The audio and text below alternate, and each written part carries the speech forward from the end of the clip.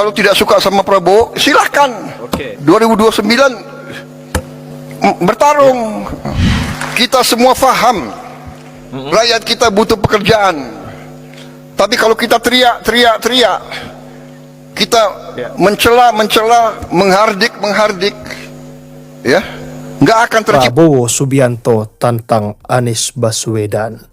Jadi banyak kritikus yang mengkritik kebijakan-kebijakan Pak Prabowo Subianto selaku Presiden Republik Indonesia atau RI 1. Tentunya Anies Baswedan ya bakal menjadi calon penantang daripada Prabowo nanti tahun 2029 kalau Gibran tidak nyapres, kalau Prabowo masih sehat-sehat saja ya, seperti itu. Kita lihat dulu video berikut ini. Kalau tidak suka sama Prabowo, silahkan. 2029 bertarung. Kita semua faham rakyat kita butuh pekerjaan. Tapi kalau kita teriak, kita mencela, menghardik, ya, nggak akan tercipta.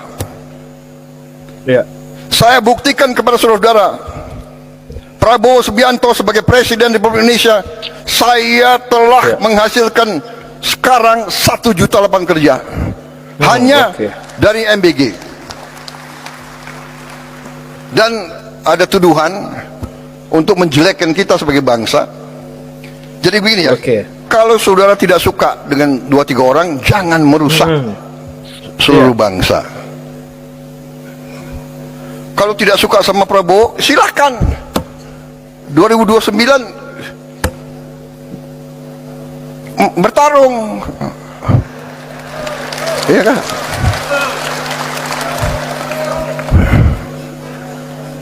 Sedikit-sedikit mau demo. Demo boleh. Tapi dia tidak berharap demo, dia berharap kerusuhan. Dan kerusuhan itu mencelakakan bangsa dan negara. Saudara-saudara, kerusuhan mencelakakan bangsa dan negara. Bakar-bakar, bom molotov, saya katakan itu membahayakan. Itu pidana. Saya tidak ragu-ragu. Kalau demo silakan, tapi mau bagaimana mau demo? Kamu 5.000 kali demo, tidak akan ada satu pabrik dibuka. Jadi kelompok-kelompok ini sadar atau tidak sadar, saya yakin mereka dikendalikan oleh kekuatan asing. Yakin saya dan saya punya bukti. Kenapa seluruh pejabat negara harus turun tangan menggagalkan Anies Baswedan? Anies Baswedan adalah satu-satunya gubernur yang berani melawan Luhut bin Sarpanjaitan dengan menghentikan proyek reklamasi di Jakarta yang menyusahkan nelayan. Anies Baswedan akan mengkaji ulang food estate dan akan menggunakan kontrak farming agar petani sejahtera. Saat menjadi Menteri Pendidikan, Anies Baswedan mengungkapkan kelebihan bayar tunjangan guru senilai 23T. Tak lama setelah itu beliau dicukupkan sebagai Mendikbud.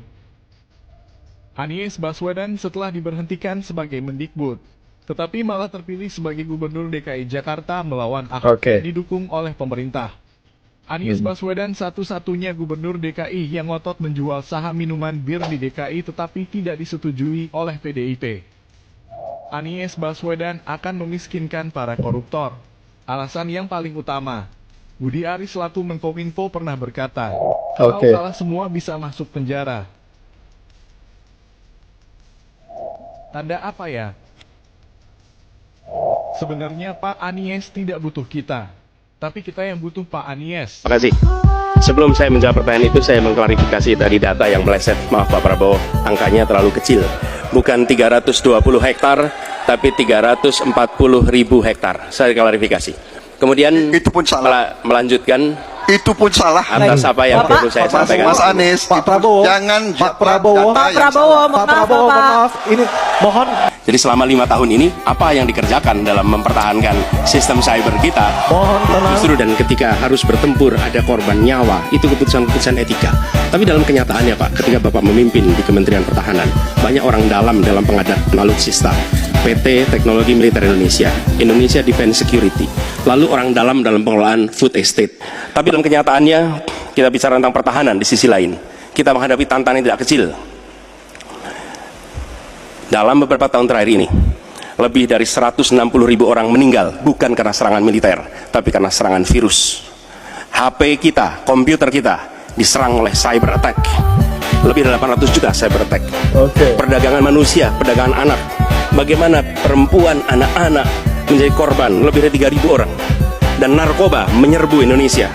4,8 juta orang terpapar narkoba. Pencurian ikan, pencurian pasir, itu menandakan bahwa kita kebobolan. Dan lebih jauh lagi, ironisnya, Kementerian Pertahanan menjadi kementerian yang dibobol oleh hacker 2023. Sebuah ironi, karena itu kita ingin mengembalikan. Dan 700 triliun anggaran Kementerian Pertahanan tidak bisa mempertahankan itu, justru digunakan untuk membeli alat-alat alutsista yang bekas. Di saat tentara kita lebih dari separuh tidak memiliki rumah dinas. Tambah lagi, food estate singkong yang menguntungkan kroni, merusak lingkungan, dan tidak menghasilkan. Ini harus diubah. Kami akan memulai dengan kepemimpinan yang menjunjung tinggi etika, kepemimpinan yang mengandalkan data, informasi.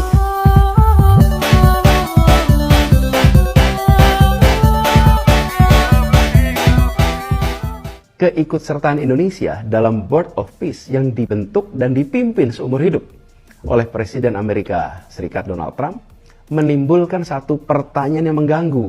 Apakah ini benar-benar jalan untuk perdamaian yang adil, atau kita sedang ikut melegitimasi ketidakadilan yang selama ini kita kecam? Board of Peace memang tertulis menjanjikan perdamaian. Namun, ketuanya, yaitu Presiden Trump, justru baru saja memerintahkan serangan militer ke Iran bersama Israel. Tanpa mandat PBB, tanpa ancaman nyata, dan di tengah negosiasi yang justru menunjukkan kemajuan. Dan dengan level korban sampai kepala negara.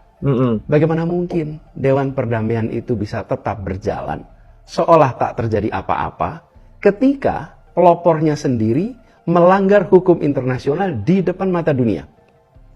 Bebas aktif bukan berarti asal ikut di semua meja. Bebas aktif adalah kewajiban memilih meja yang selaras dengan prinsip kita, yaitu membela kedaulatan, menegakkan hukum internasional, dan membela korban penjajahan, bukan malah memberi karpet merah pada pelakunya. Maka, kita bisa gunakan momentum serangan ke Iran ini untuk keluar dari Board of Peace dan menyatakan dengan tegas, maaf, Indonesia tidak bisa berada dalam forum perdamaian yang menutup mata pada pelanggaran hukum internasional oleh pendirinya sendiri. Dan keluar dari Board of Peace bukan tindakan anti perdamaian. Itu adalah cara kita menunjukkan bebas aktif, bukan soal mendekat ke pusat-pusat kekuasaan, tapi soal kesetiaan pada nurani bangsa.